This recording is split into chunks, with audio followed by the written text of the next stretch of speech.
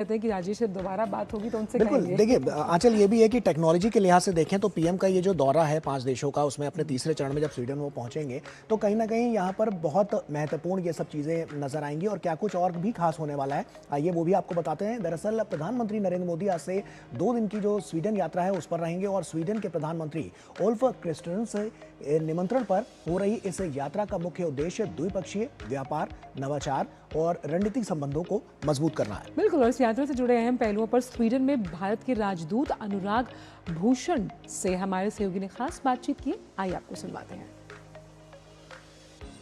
प्रधानमंत्री नरेंद्र मोदी स्वीडन की यात्रा पर रविवार को स्वीडन पहुंच रहे हैं और इस मुद्दे पर हम बातचीत करेंगे स्वीडन में भारत के राजदूत अनुराग भूषण जी से, जो अभी हमारे साथ एक्सक्लूसिव जुड़ रहे हैं बातचीत के लिए। सर, प्रधानमंत्री की जो यात्रा है वो बहुत महत्वपूर्ण यात्रा मानी जा रही है। क्या कहा जाए, इस यात्रा को किस नज़रिए से आप देखते हैं, क्या मायने हैं इसके, और इससे कितना जो दोनों देशों के रिश्ते हैं वो कितने और करीब होंगे? प्रधानमंत्री जी की प्रथम यात्रा 2018 में थी। ये बहुयामी थी और हमारे जो रिलेशनशिप था वो व्यापार और निवेश के मुद्दों से उठकर बहुयामी रिलेशनशिप की तरफ बढ़ा। न केवल निवेश का संचार हुआ, व्यापार बढ़ा, व्यापार में वृद्धि हुई।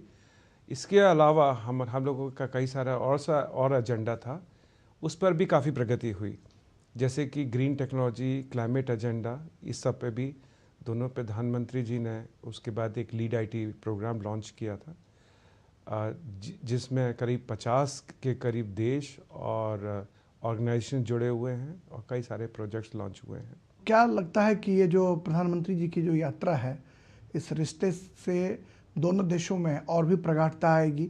स्वीडन, जैसा कि मैंने आपको पहले ही बताया था, वर्ल्ड की नंबर 1, 2 या 3 मोस्ट इनोवेटिव कंट्रीज में से आता है। ये जो एक छोटी सी कंट्री है, करीब करीब 1 करोड़ लोगों के आसपास की आबादी है और $680 बिलियन का इनका कुल जीडीपी है। पर इसके बावजूद अगर आप ये देखेंगे तो इनकी वर्ल्ड बीटिंग मल्टीनेशनल कंपनीज़ हैं जो कि पूरे वर्ल्ड में कार्यरत हैं। मैं कुछ नाम ऐसे हैं जो हर नागरिक जानता होगा, जैसे कि वोल्वो हो गया, स्कानिया हो गया, आइकिया हो गया, H&M हो गया। पर इसके अलावा भी ऐसी ऐसी कंपनी हैं जिनका कई बार हम लोगों को नाम शायद ना पता हो। मैं ये कहना चाह रहा था कि इनमें से कई सारी कंपनी हैं वो भारत में दशकों से उपस्थित हैं, निवेश किया है और उन्होंने कई सारे हमारे भारतीयों को एम्प्लॉयमेंट भी प्रदान किया है। प्रधानमंत्री नरेंद्र मोदी जी रविवार को गोदनबर्ग में होंगे। स्टॉकहोम क्यों नहीं, गोदनबर्ग क्यों, और क्या क्या कार्यक्रम है प्रधानमंत्री जी की? 2018 की जो आदरणीय प्रधानमंत्री जी की यात्रा थी वो स्टॉकहोम थी। उसका एक मकसद था भारत और नॉर्डिक समिट में भाग लेने का, उसके अलावा बायलैटरल भी थी। गोथेनबर्ग का चुनाव इसलिए हुआ था कि गोथेनबर्ग एक ऐतिहासिक नगरी है और स्वीडन के जो एडवांस मैन्युफैक्चरिंग और इनोवेशन है उसका हब है। पर एक बहुत बड़ा जो कारण था वो ये था कि एक इंडस्ट्री ऑर्गेनाइजेशन है जिसका नाम है European round table for industry, जिसमें 60 सबसे बड़ी यूरोपियन कंपनीज़ हैं, उनके सीईओज शाम को यहाँ पर एकत्रित हो रहे हैं रविवार को। प्रधानमंत्री जी का उनके साथ एक एंगेजमेंट, एक बहुत बड़ा इवेंट होगा। उसके अलावा जो स्वीडिश सीईओज हैं उनके साथ भी हमारे आदरणीय प्रधानमंत्री जी का वार्तालाप रहेगा। प्रधानमंत्री नरेंद्र मोदी जी भारत को तीसरी आर्थिक महाशक्ति के रूप में देखना चाहते हैं। आने वाले दिनों में उनकी ये कोशिश है कि हिंदुस्तान आर्थिक महाशक्ति बनकर उभरे और तीसरी ताकत जो है वो बनकर उभरे। तो क्या माना जाए कि ये जो स्वीडन की जो यात्रा है प्रधानमंत्री जी की, इस यात्रा के बाद कहीं ना कहीं आर्थिक महाशक्ति बनने की दिशा में जो प्रधानमंत्री का सपना है वो साकार हो सकेगा? स्वीडन उसमें कितना सहायक होगा?